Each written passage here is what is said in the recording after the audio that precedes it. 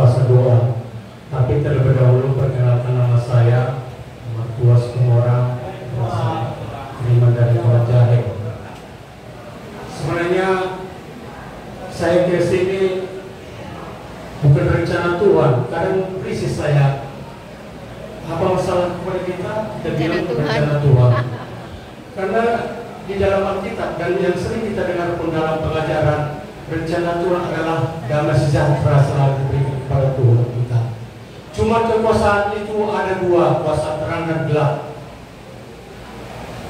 Kuasa gelap ini selalu yang memberikan kita cobaan-cobaan.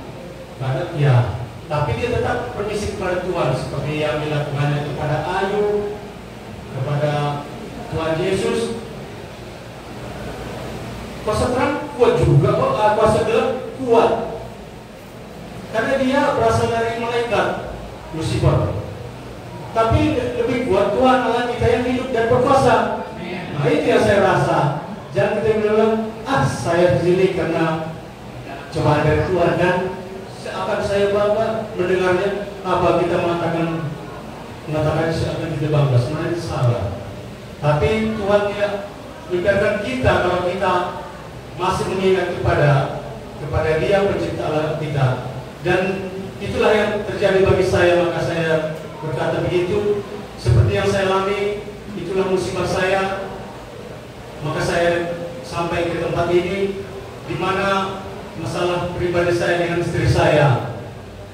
Sebenarnya kalau kusadari, tapi setelah saya mengerti dan ingin bergereja, mendengar firman Tuhan, bodoh kali lah saya sampai berbuat segitu, sampai melukai hati, tubuh istri saya. Sementara saya sendiri pun secara manusiawi tidak terima hal itu.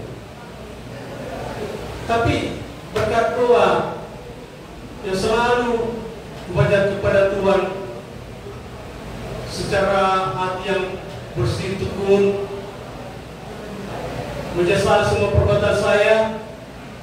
Ternyata istri saya yang telah saya lukai dibukakan Tuhan hatinya untuk menerima saya. Tetapi secara manusiawi merasa tidak terima dia.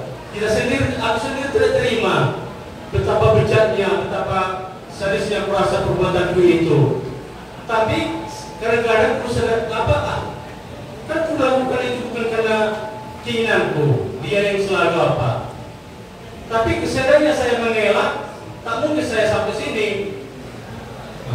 Itulah sebenarnya kejadian yang selalu Jadi itulah yang saya bilang tadi, kuasa doa itu sangat kuat. Selalu saya berdoa, Tuhan ampuni saya, Tuhan bukakan pintu maaf di hati pikiran istri saya supaya mau memaafkan saya.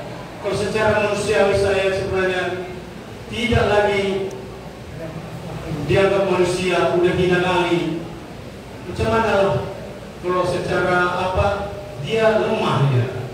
Tapi merasa, maaf ya Bu ya, kita bilang pun pikiran kalau wanita ini lemah, tapi seperti kata pepatah, sepanjang rambut perempuan itu pikirannya. Iya, kita rasa baik ini, katanya apa pun dengan pikirannya kita nggak ngerti.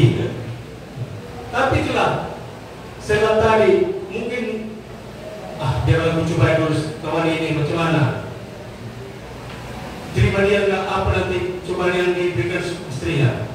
Ternyata saya tidak terima, terjadilah hal itu ke dalam hidup saya. Tapi situ saya sadar dan menyesali sungguh bejat hinanya diriku ini. Makanya saya selalu berdoa dengan tekun, mohon maaf pada Tuhan, sehingga apa yang saya inginkan terkabul.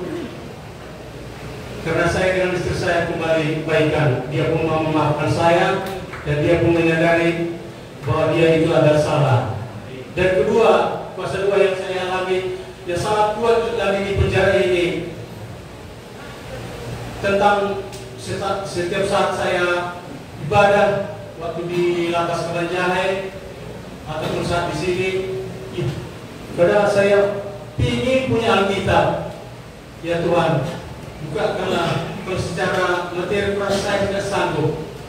Bukakanlah hati-hati orang yang memberikan Alkitab kepada saya pikir gitu. Saya berdoa selalu, saya berdoa dalam hati, dalam pikiran saya pun selalu ibadah saya gitu walaupun di kamar, saya berdoa Tuhan, bukakan hati orang-orang yang memberikan Alkitab. Puji Tuhan,